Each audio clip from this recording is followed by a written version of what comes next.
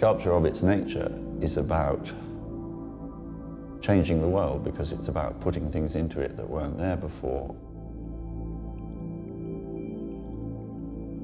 And to that little bit of the world, the setting of the world is changed.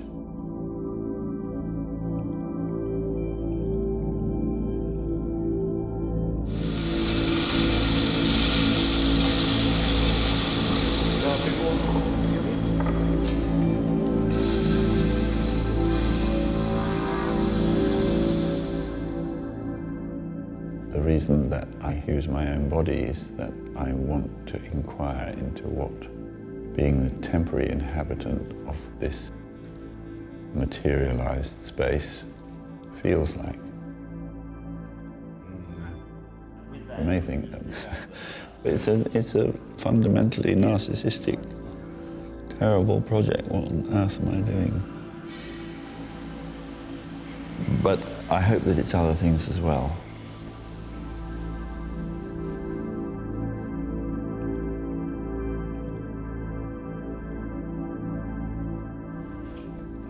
But when people ask me, what is this place? On the one hand, it's a community of people that like making things. Sometimes it's a bit like a hospital, sometimes it's a bit like a play school, sometimes institution for the mentally infirm. It has to be a place that is in the world but somehow not of it.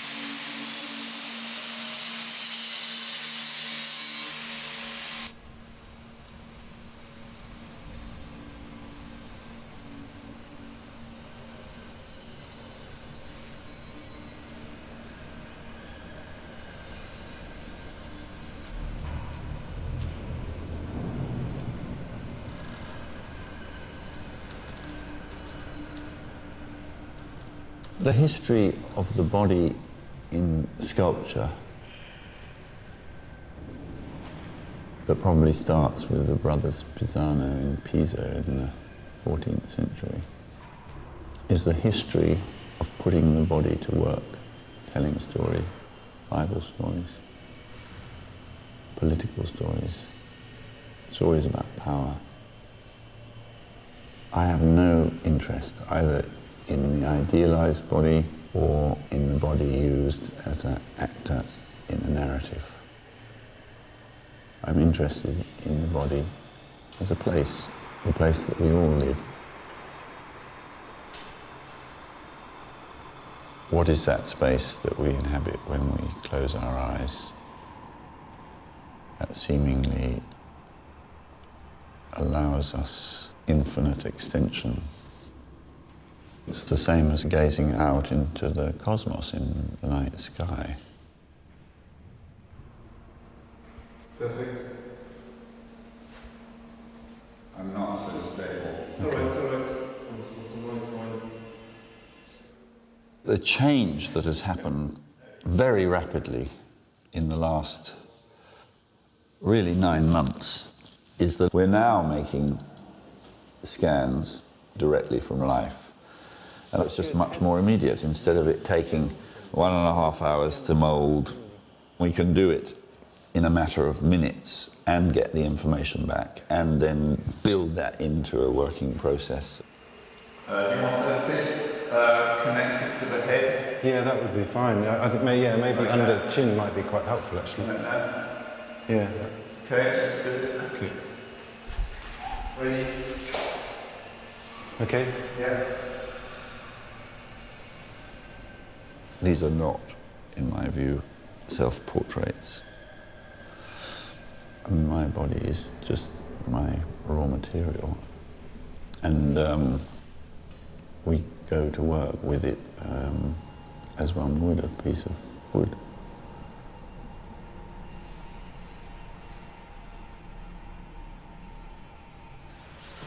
This is the other one. Quite nice.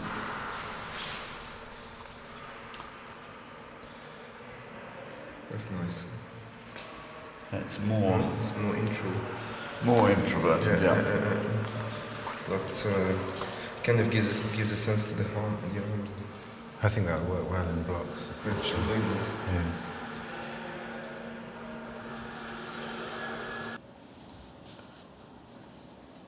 Got a nice shiver about it, hasn't it? Well, I mean, it really does have a shiver. So this is this pose. Yeah. This is a similar It does work, that one. issue, but I think it's really good.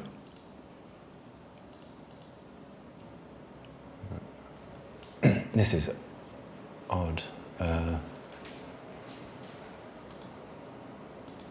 Just the hand position is just very difficult to get.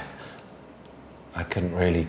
Well, the funny thing is it looks like this, doesn't Yeah, it? and in it's fact, not it's at all. It's, But it's difficult to have a chest sort of block and, have any description in hands and forearms stuff.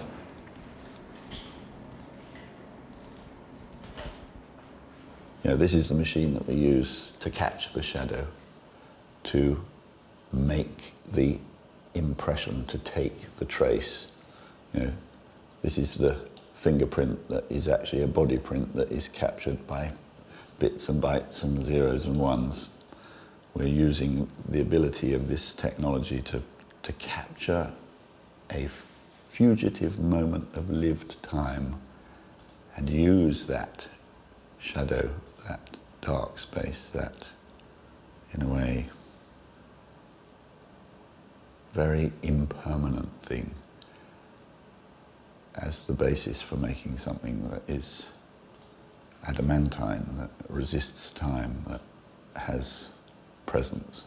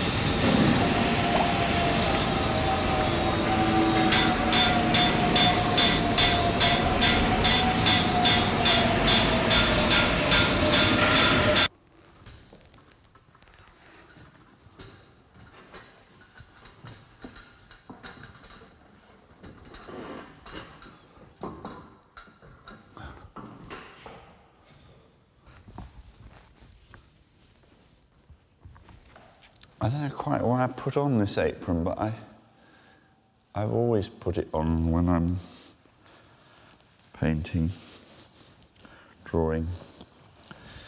So I do it as a sort of ritual more than... I mean, sometimes it can get messy, but this is very, isn't it? This isn't messy work, this is quiet work.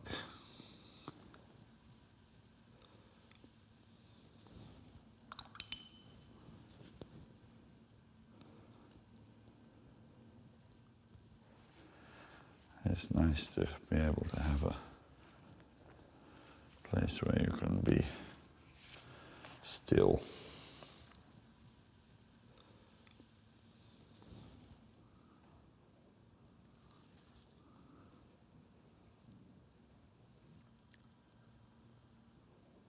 I lost my first studio in 1987 in the great wind.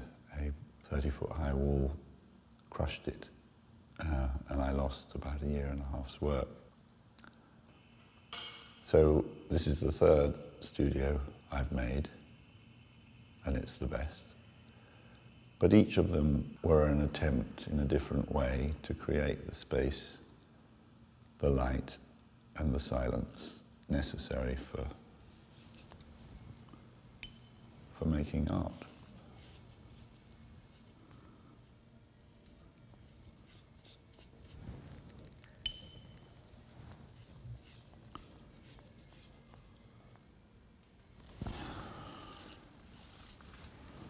You know, I was brought up by monks, and I think there is a part of me that is indelibly touched or formed by that idea of mixture of silent contemplation, active work, and then some kind of labour that is between the two.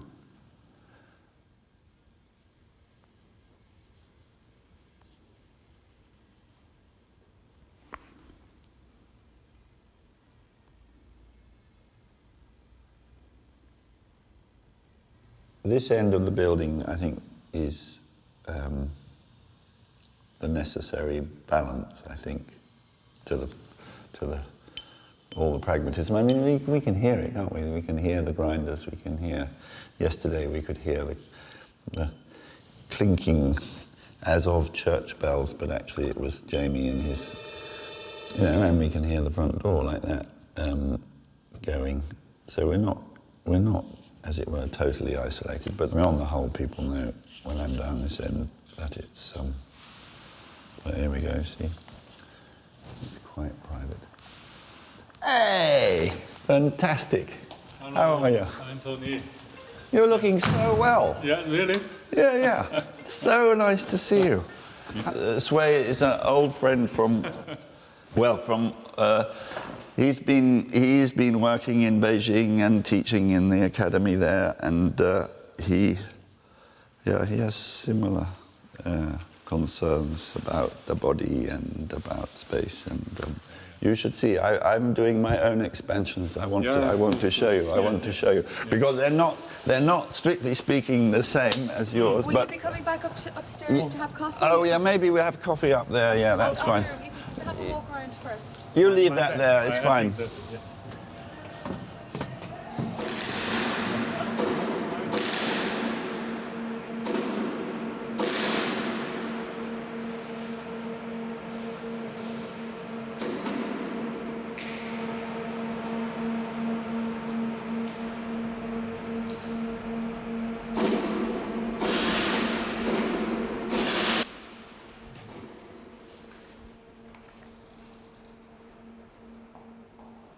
Pierre, can we show them the incremental expansion? Yeah, you know the way it works? Yeah, the way it works. Okay, as an example. Yeah.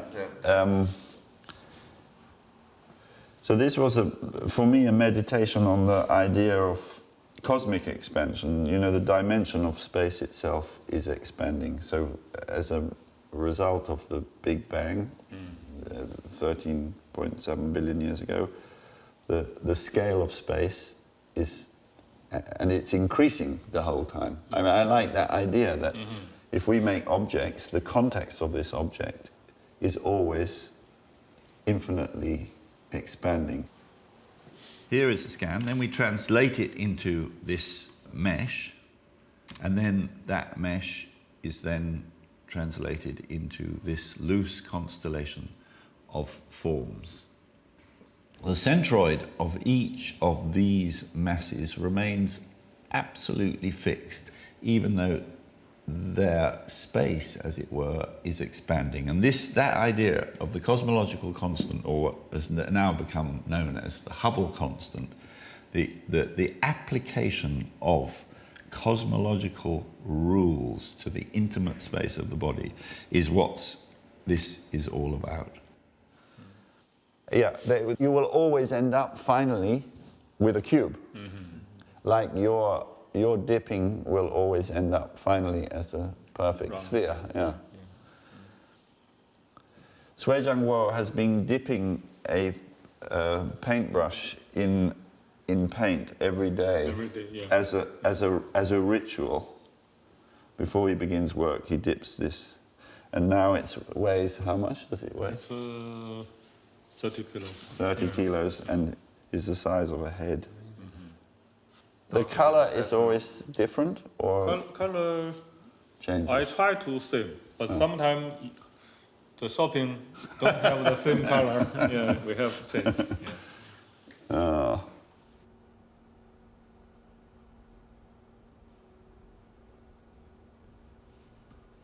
I think the primary drive in the making of sculpture is to inscribe on an indifferent universe some indication that we were here. And it's a futile attempt, but it's what led to the making of the pyramids, the making of the Maui on Rapa Nui, the making of Stonehenge. We know that in the truth of, geological time, our lives are as dust. We have consciousness and they have eternity, or something close to what a rock has, the capability of enduring time longer than we do. And they wait for us. They wait for our feeling, our thought, our freedom of movement, and our projection. And that's what all great, sculpture that calls to us, that appeals to us. I think the works, in many ways, are like nets or traps that are waiting for us to be caught in them, with them. You may say, well, wait away, boy. You're just, you're living in a delusional universe.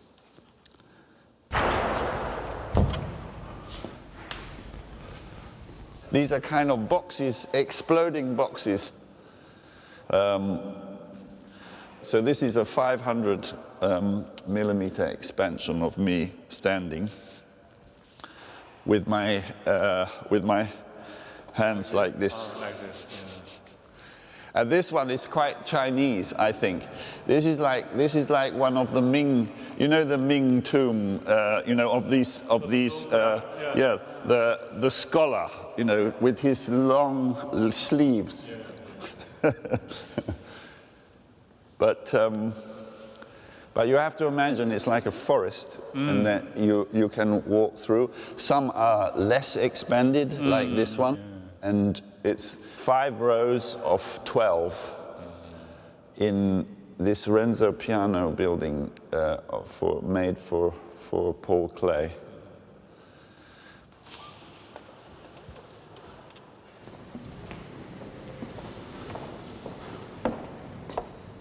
Have we got the things? Yeah.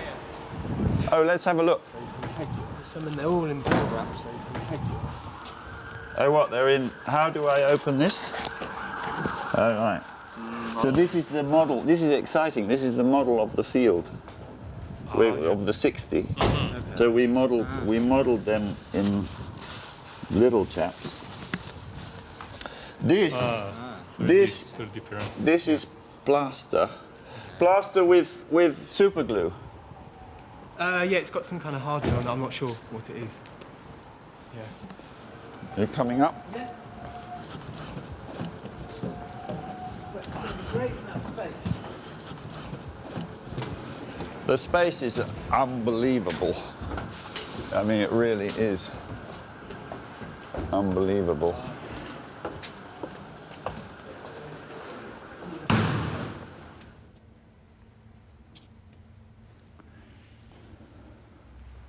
The scale range is crazy, isn't it?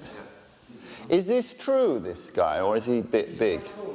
I think he's about a third too big, isn't he? He's a metre 95. Oh, is he? Yeah. I immediately want to do some some chess moves here. Because very contact from friend. Yeah. They seem to be great. I'm so excited. I mean, this is going to be absolutely amazing, isn't it? I mean, in terms of, in a way, it's more extreme than I imagined because of these. The big ones are really extraordinary, aren't they? When this creates a space, and then suddenly this one is very different. So these are a few of our new.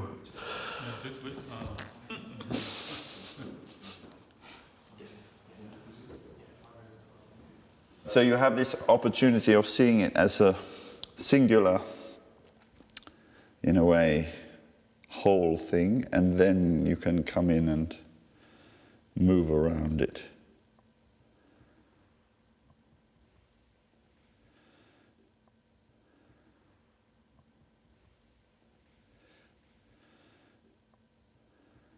You can feel the beginning little root hairs of possibility, at the scan, at the computer, at the model stage. But hopefully, it goes all the way through, and then you kind of have your big moment as you make the thing that you've been dreaming. Suddenly, it's no longer an idea; it's a thing or a place, and you experience it yourself as a viewer.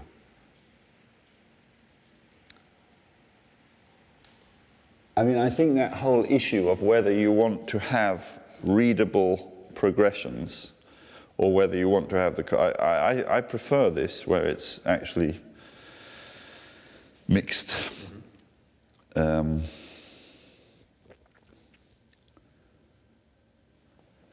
here is the man with the erection. We had to do that just to have the full range of extensions. If you have arms out, arms up, this is the arms out. Very, very exciting.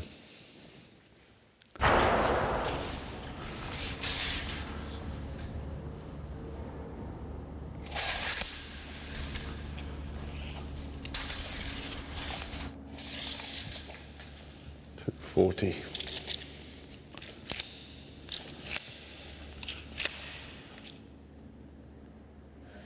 I'm just trying to get a feel. It's really.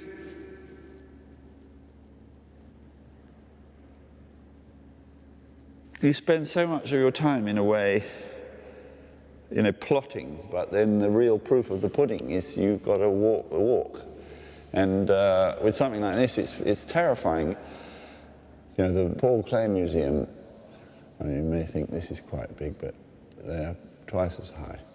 And this big arc of the ceiling, and nothing is square. And I want to make this.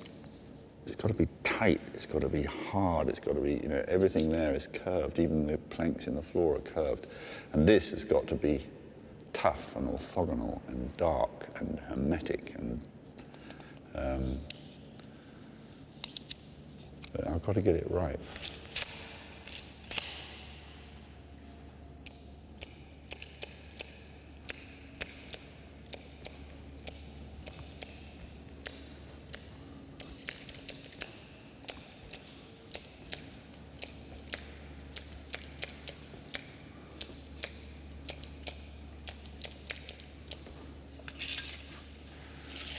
Don't feel very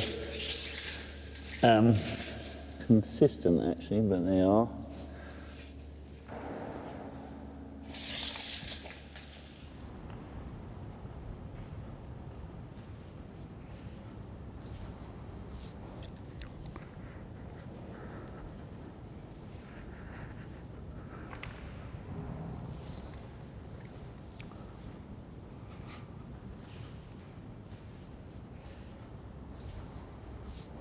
Almost as soon as they've made, they take their place in the family of made things. and they're not mine anymore.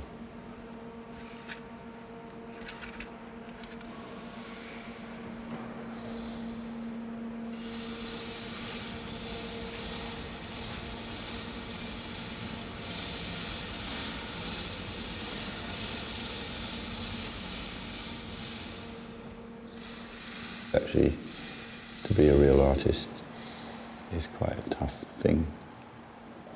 I mean, I think it's not something that you decide at the age of 6.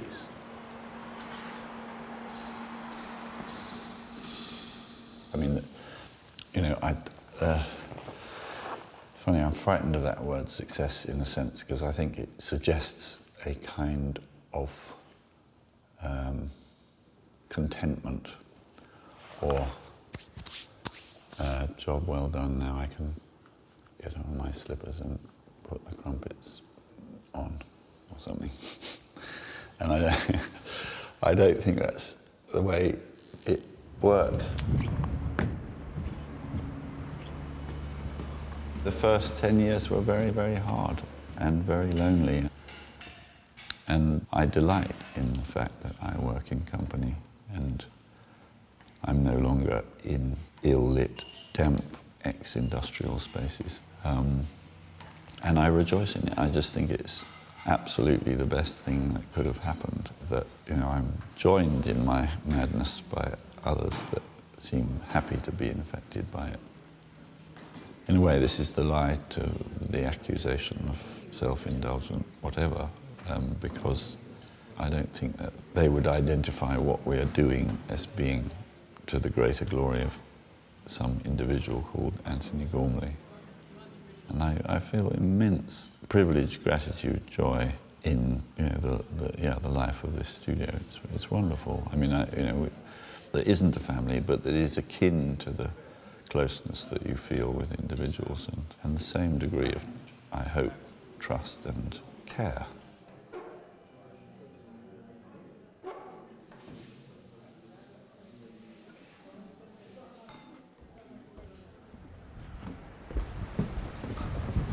We're here for such a short time.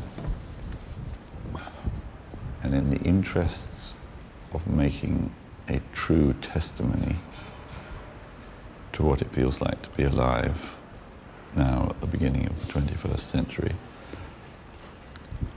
I am trying to make a true account